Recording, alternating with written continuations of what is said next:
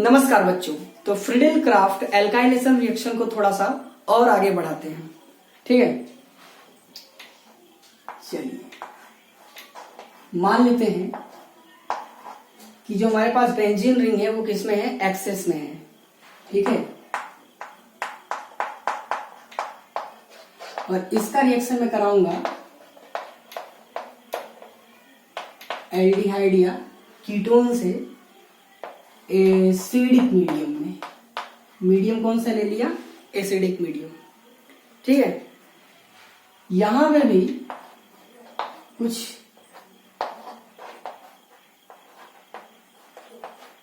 इस तरीके का रिएक्शन होता है बच्चों, ठीक है। अच्छा, अब सवाल उठता है कि ये प्रोडक्ट कैसे बना, ठीक है। तो मैकेनिज्म पे आप लोग ध्यान से देखना, ठीक है ना। सिमिलरली कुछ उसी तरीके का है जैसे कि हम लोगों ने पास्ट में लेक्चर 1 और लेक्चर 2 को देखा है, बस उसी तरीके से है। तो एक्चुअली इसमें होता क्या है बच्चे, ध्यान से देखना।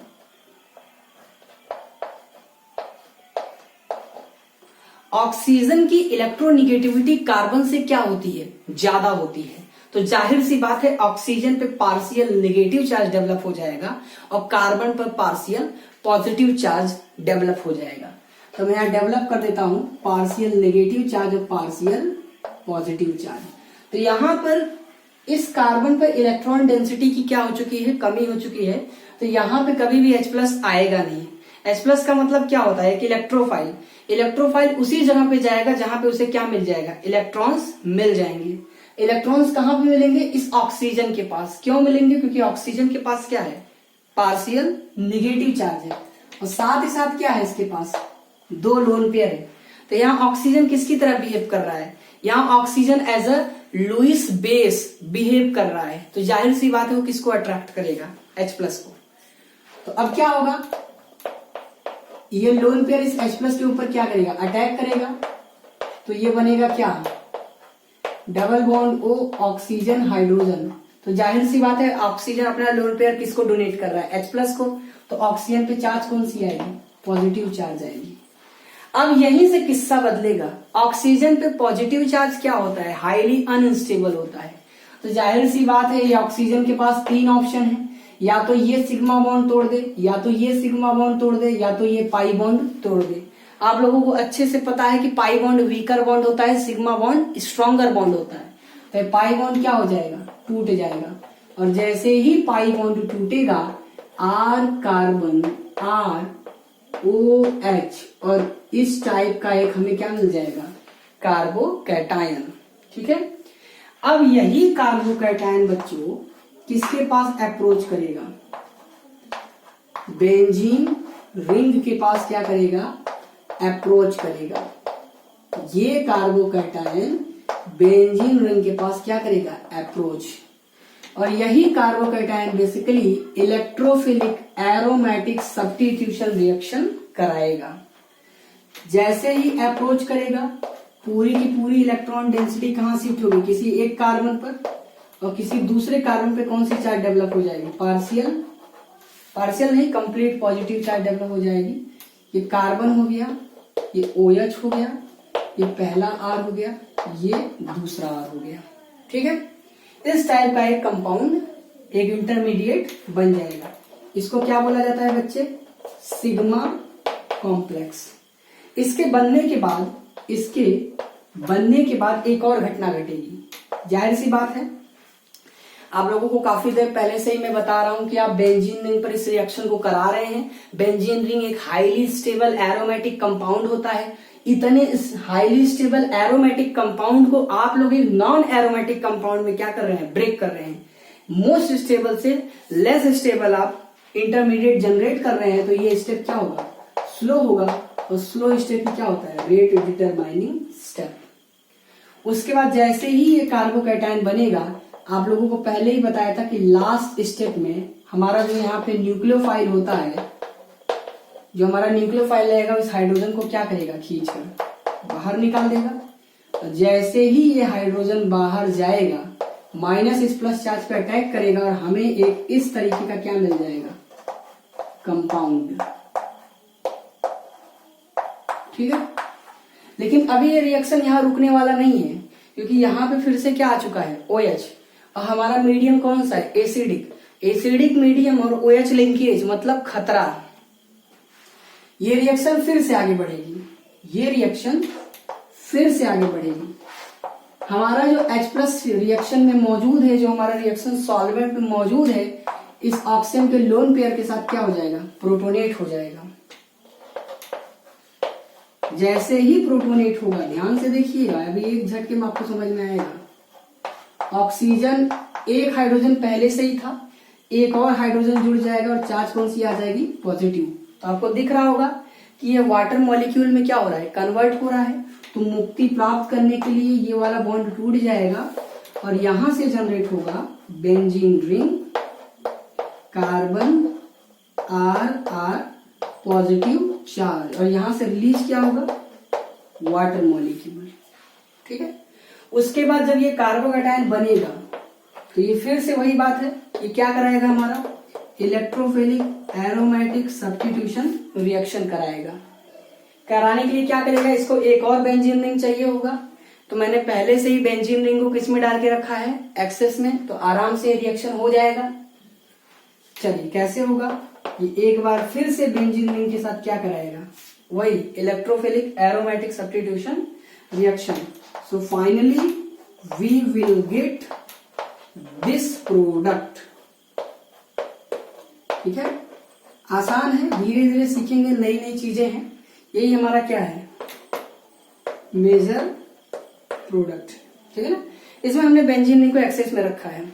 अच्छा एक बात बताइए, इस रिएक्शन को देखने के बाद आप ये बता सकते हैं कि कितने times electrophilic aromatic substitution reaction हुआ है, एक बार हुआ है या दो बार, बताइए जरा देखकर। एक बार तो यहां पे हुआ है, आपको दिख रहा होगा, इलेक्ट्रोफाइल इसके ऊपर अटैक कर रहा है, और एक बार यहां पे हुआ है, ये इलेक्ट्रोफाइल इसके ऊपर अटैक कर रहा है। तो कितने times electrophilic aromatic substitution reaction हो रहा है, तो इसके अंदर 2 EAS रिएक्शन क्या है होगा। तो इसको लिखिए, फिर हम लोग कुछ क्वेश्चंस को सॉल्व करते हैं। चलिए, तो आप लोगों को टोटल 2 क्वेश्चंस दिख रहे हैं। तो एक काम कीजिए, वीडियो को पॉज कीजिए, उन दोनों क्वेश्चंस को सॉल्व कीजिए। ठीक है, चलिए, तो उम्मीद है आप लोगों ने सॉल्व कर लिया होगा। तो शुरू करते हैं। ठीक है, चलिए, ऑक्सीजन के पास क्या है, लोन पेयर है। तो ये क्या है, अपना बेसिक बिहेवियर शो करेगा। अपना लोन पेयर किसको डोनेट करेगा, H+ को। ये हाइड्रोजन हो गया, ये हाइड्रोजन हो गया, डबल बॉन्ड ऑक्सीजन हो गया, ये हाइड्रोजन का चार्ज कौन सी आ गई, पॉजिटिव। अब क्या होगा, कार्बन एंड ऑक्सीजन का पाई बॉन्ड टूट जाएगा। क्यों, जाहिर सी बात है, कमजोरों को ही क्या किया जाता है, दबाया जाता है। कमजोर कौन है, पाई बॉन्ड, आसानी से क्या होगा, टूट जाएगा। हाइड्रोजन हाइड्रोजन, ये ऑक्सीजन हाइड्रोजन, और यहां चार्ज कौन सी आएगी, पॉजिटिव। क्या होगा, ये भैया अटैक करेंगे किसके ऊपर, बेंजीन के ऊपर। कौन सा रिएक्शन होगा, इलेक्ट्रोफिलिक एरोमेटिक सब्स्टिट्यूशन रिएक्शन। हमें ये प्रोडक्ट मिल जाएगा बच्चों। अच्छा एक चीज तो मैं बताना भूल गया, ये तो फेनॉल है।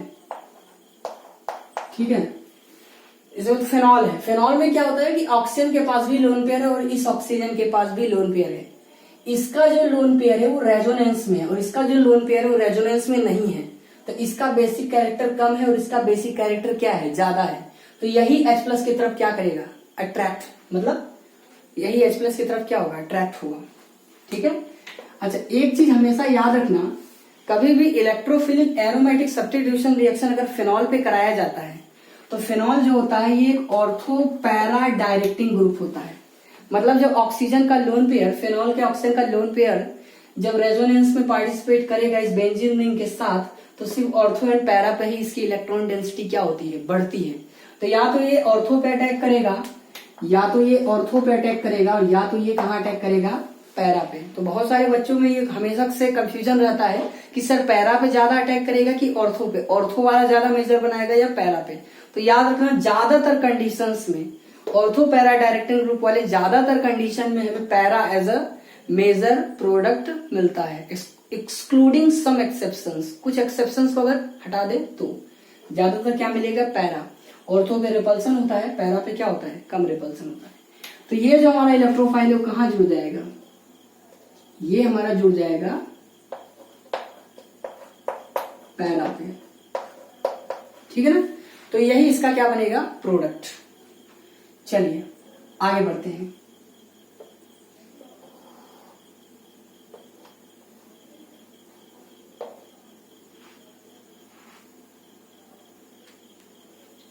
चलिए आगे बढ़ते हैं। ये रहा हमारा H+ और इस ऑक्सीजन के पास क्या है, लोन पेयर है।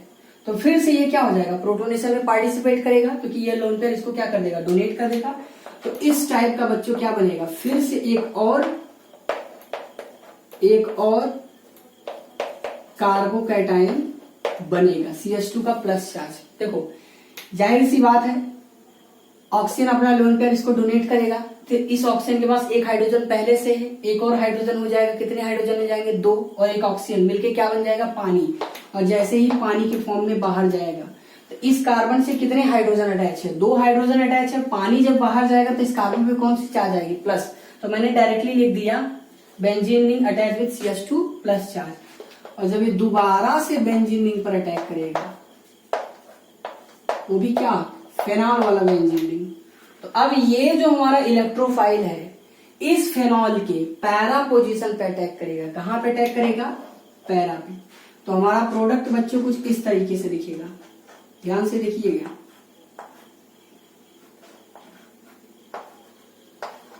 ये हो गया हमारा क्या, OH, ठीक है, ये OH है, और ये हो गया हमारा बेंजीन रिंग, और इसके पैरा से हमने क्या अटैच कर दिया, CH2, और ये रहा हमारा दूसरा वाला, ठीक है। और जगह की कमी पड़ गई थोड़ी सी, कुछ ऐसा दिखेगा, ठीक है। चलिए दूसरा वाला क्वेश्चन सॉल्व करते हैं, देखिएगा। दूसरा वाला क्वेश्चन सॉल्व करते हैं। यहाँ पे CH3 CH double bond O, सबसे पहले ये H+ के जाएगा, ऑक्सीजन का लोन पेयर इसको मिलेगा, तो ये बन जाएगा क्या, CH3 CH double bond OH, charge कौन सी आ जाएगी, पॉजिटिव, पाई बॉन्ड टूट जाएगा, तो CH3 CH OH positive charge. इस टाइप का कार्बोकैटायन बनेगा जो इलेक्ट्रोफिलिक एरोमेटिक सब्स्टिट्यूशन रिएक्शन क्या करेगा, कराएगा। ये पहुंचेगा किसके पास, बेंजीन रिंग के पास पहुंचेगा। बेंजीन रिंग से क्या अटैच है, क्लोरीन। क्लोरीन एक ऑर्थो पैरा डायरेक्टिंग ग्रुप होता है। कौन सा ग्रुप होता है, ऑर्थो पैरा डायरेक्टिंग ग्रुप। तो जो हमारा ये इलेक्ट्रोफाइल है CH3 CH OH का पॉजिटिव चार्ज, ये पैरा पे अटैक करेगा बच्चों, और जैसे ही ये पैरा पे अटैक करेगा कुछ इस टाइप का कार्बोकैटायन बनेगा। I mean इस टाइप का हमें प्रोडक्ट मिल जाएगा, ठीक है।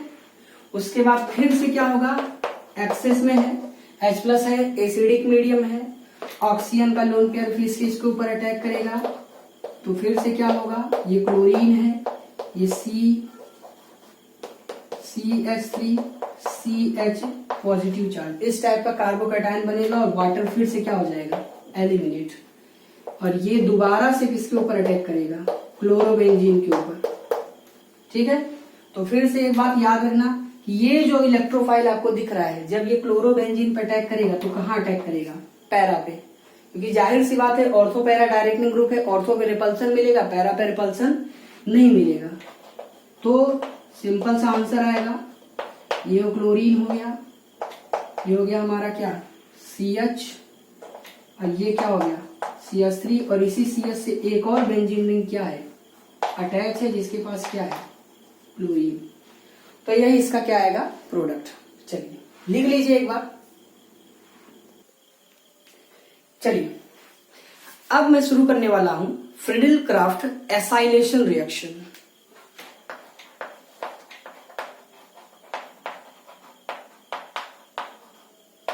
एसाइलेशन, ठीक है।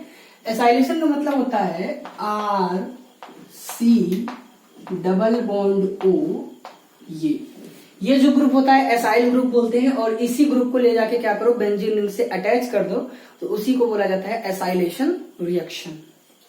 क्या करते हैं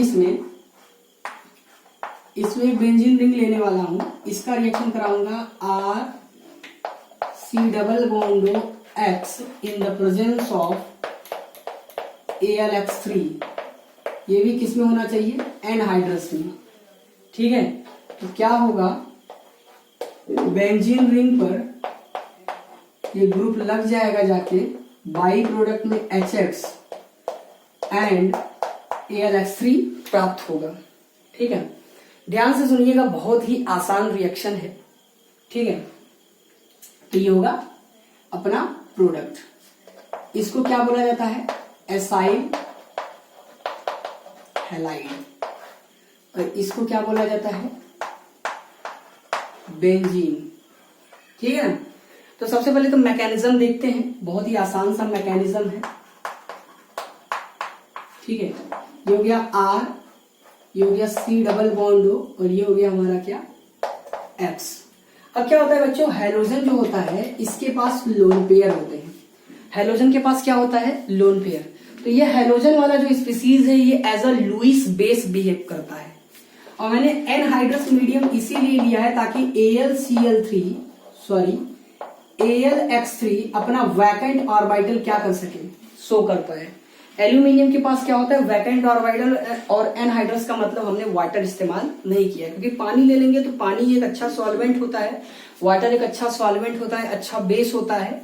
तो AlCl3 को क्या करेगा, AlCl3 को अपना लोन पेयर देकर कोऑर्डिनेट बॉन्ड बना लेगा। ठीक है, तो ये लोन पेयर जब यहाँ पे जंप करेगा बच्चों, तो कुछ इस तरीके का सिचुएशन बनेगा, हेलोजन और ये हो गया AlX3, यहाँ पे चार्ज आ जाती है माइनस, यहाँ पे चार्ज आ जाती है प्लस। फिर से वही बात आ गई कि ये हमारा एनायन है, ये कैटायन है, तो इनके बीच में अट्रैक्शन ज्यादा होगा। ये मेटल है, ये नॉन मेटल है, इनके बीच में अट्रैक्शन ज्यादा होगा, तो ये बॉन्ड स्ट्रॉन्गर हो जाएगा, ये बॉन्ड क्या हो जाएगा, वीकर, तो ये आसानी से क्या हो जाएगा, टूट जाएगा। और जैसे ही टूटेगा RC≡O plus charge and AlX4 minus charge, इसके फॉर्म में टूट जाएगा।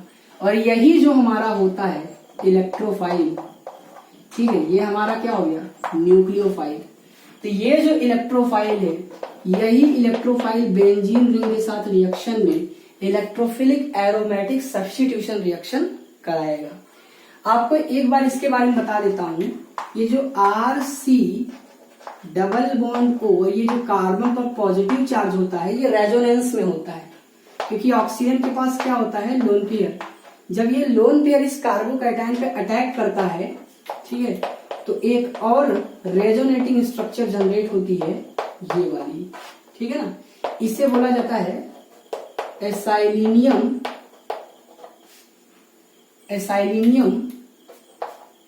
कार्बोकैटायन। ठीक है ना। अच्छा, एक बात ये भी याद रखना कि जो फ्रिडल क्राफ्ट एल्काइलेशन होता है उसमें भी कार्बोकैटायन बनता है, फ्रिडल क्राफ्ट एसाइलेशन के अंदर भी कार्बोकैटायन बनता है। एल्काइलेशन वाला जो कार्बोकैटायन है वो जनरली लेस स्टेबल होता है कंपेयर टू एसाइलेशन वाला कार्बोकैटायन। एसाइलेशन वाले कार्बोकैटायन में इस कार्बन का ऑक्टेट क्या हो जाता है, कंप्लीट हो जाता है due to back bonding. But जो फ्रिडल क्राफ्ट एल्काइलेशन में जो कार्बोकैटायन जनरेट होता है, वहां पे बैक बॉन्डिंग न होने की वजह से उसका कार्बोकैटायन उतना अच्छे से स्टेबलाइज नहीं हो पाता है। ठीक है, अब क्या होगा, यही जो कार्बोकैटायन है ये किसके पास अप्रोच करेगा, RC≡O positive charge, benzene ring के पास अप्रोच करेगा। तो जाहिर सी बात है, आप लोगों को मैंने बताया था, किसी एक कार्बन पे प्लस चार्ज आ जाएगी, किसी एक कार्बन पे वो जाके क्या हो जाएगा, जुड़ जाएगा। इसी को क्या बोला जाता है, सिग्मा कॉम्प्लेक्स। फिर से वही बोलूंगा, हाईली स्टेबल एरोमेटिक कंपाउंड बोले तो बेंजीन रिंग को आपने तोड़ा है, तो ये हाईली स्टेबल कंपाउंड को आपने नॉन एरोमेटिक एक लेस स्टेबल कंपाउंड में कन्वर्ट किया है, तो ये स्टेप स्लो नहीं होगा, ये स्टेप क्या होगा, काफी फास्ट होगा। तो यहाँ पे सॉरी गलती से बोल दिया, ये स्टेप काफी ज्यादा स्लो होगा, और स्लो स्टेप को ही क्या बोला जाता है, रेट डिटरमाइनिंग स्टेप। उसके बाद लास्ट में हमारा न्यूक्लियोफाइल आएगा, वो अपना आखिरी दाव खेलेगा। न्यूक्लियोफाइल इस हाइड्रोजन को क्या करेगा, खींच कर बाहर निकाल देगा, ताकि यहाँ पे माइनस चार्ज इस प्लस चार्ज को क्या करेगा, अट्रैक्ट कर ले और एक अलग से फिर से पाई बॉन्ड क्या कर दे, जनरेट कर दे। पाई बॉन्ड के बनते ही एरोमेटिसिटी डेवलप हो जाएगी, बेंजीन फिर से बन जाएगा और यह स्टेप क्या होगा, काफी ज्यादा फास्ट होगा। ठीक है। अच्छा, अब यहाँ पे सुन, दूसरी क्या बात निकल के आती है, RC डबल बॉन्ड X में ये जो R है ये क्या क्या हो सकता है। R में आप जो है या तो एल्काइल ग्रुप या फिर एराइल ग्रुप का इस्तेमाल कर सकते हैं। या तो वो कोई एल्काइल ग्रुप हो सकता है या तो कोई वो हमारा एराइल ग्रुप हो सकता है। एराइल का मतलब ज्यादातर आपको बेंजीन ही देखने को मिलेगा। ठीक है। एक चीज और लिख रहा हूं, R जो है वो हाइड्रोजन नहीं होना चाहिए। बाद में बताएंगे ऐसा क्यों होता है, एक अलग से रिएक्शन ही है जिसको हम लोग एल्कोहल फिनॉल ईथर में डिस्कस करेंगे। हाइड्रोजन नहीं होना चाहिए। ठीक है ना।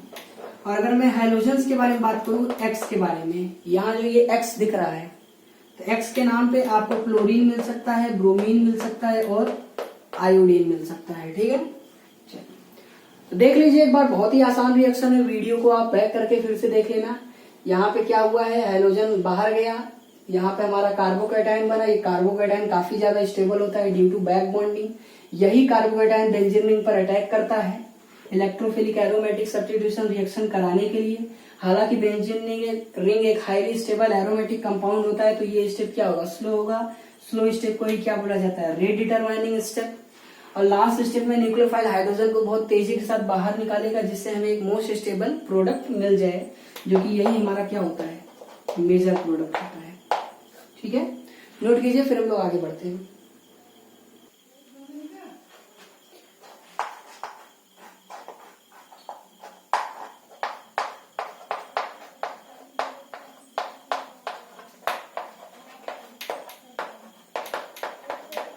चलिए, इस एक क्वेश्चन को हम लोग पहले सॉल्व करते हैं। ठीक है ना। चलिए सॉल्व करते हैं। तो क्लोरीन का जो लोन पेयर है, इसका एक लोन पेयर इस एल्यूमिनियम पे क्या कर देगा, अटैक कर देगा। तो CH3C double bond O, fluorine AlCl3 minus and plus charge, इसका फॉर्मेशन होगा। ये बॉन्ड टूट जाएगा तो CH3C double bond O positive charge and plus AlCl4 minus charge, इस टाइप का इलेक्ट्रोफाइल और न्यूक्लियोफाइल जनरेट हो जाएगा। ठीक है। अब जाहिर सी बात है, ये जो हमारा इलेक्ट्रोफाइल है ये काफी ज्यादा स्टेबल है ड्यू टू बैक बॉन्डिंग। ये बात आप लोगों को पता होगी। ठीक है। ऑक्सीजन के पास क्या है, लोन पेयर है, और कार्बन के पास क्या है, वैकेंट ऑर्बिटल है। तो फटाक से बैक बॉन्डिंग हो जाएगी और एक अलग रेजोनेटिंग स्ट्रक्चर जनरेट हो जाएगा, जिसमें कार्बन का ऑक्टेट क्या हो जाएगा, कंप्लीट हो जाएगा और काफी ज्यादा स्टेबल कंपाउंड मिल जाएगा हमको। ठीक है ना। एक मिनट।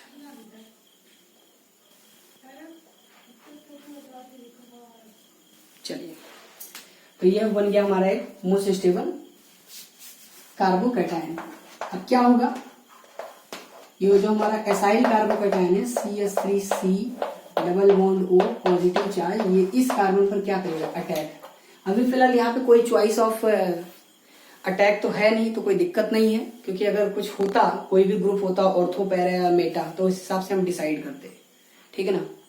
तो ये अटैक कर देगा, तो जाहिर सी बात है ये कार्बन हो गया, डबल बॉन्ड O हो गया और ये R हो गया। R के जगह पे क्या है, मिथाइल। ठीक है ना। तो ये प्रोडक्ट बन जाएगा। ठीक है। चलिए एक और क्वेश्चन लिखता हूं, ध्यान दीजिएगा। जैसे बेंजीन नहीं है और कई सारे बच्चों के सामने मान लो ये क्वेश्चन आ गया, C डबल बॉन्ड O और फ्लोरीन, और रिएक्शन क्या आ गया, AlCl3 के साथ आ गया। अब यहाँ मैंने आप लोगों को पहले ही बताया था ना कि हाइड्रोजन लिखने से कुछ दिक्कत है थोड़ी बहुत। एक मिनट। हाइड्रोजन को लिखने से थोड़ी बहुत दिक्कत है, तो दिक्कत क्या है, ध्यान दीजिएगा। क्लोरीन का जब लोन पेयर इसके ऊपर अटैक कर देता है, ठीक है ना, तो HC double bond O Cl AlCl3 ये बनता है, यहाँ माइनस आ जाएगा, यहाँ पे प्लस आ जाएगा। ये बॉन्ड जब टूटेगा तो SC double bond O carbocation बन जाएगा, प्लस AlX4 AlCl4 माइनस बन जाएगा। ठीक है ना। तो ये जो स्पीसीज होता है, ये वाला स्पीसीज, ठीक है ना, ये जो स्पीसीज होता है ये हाईली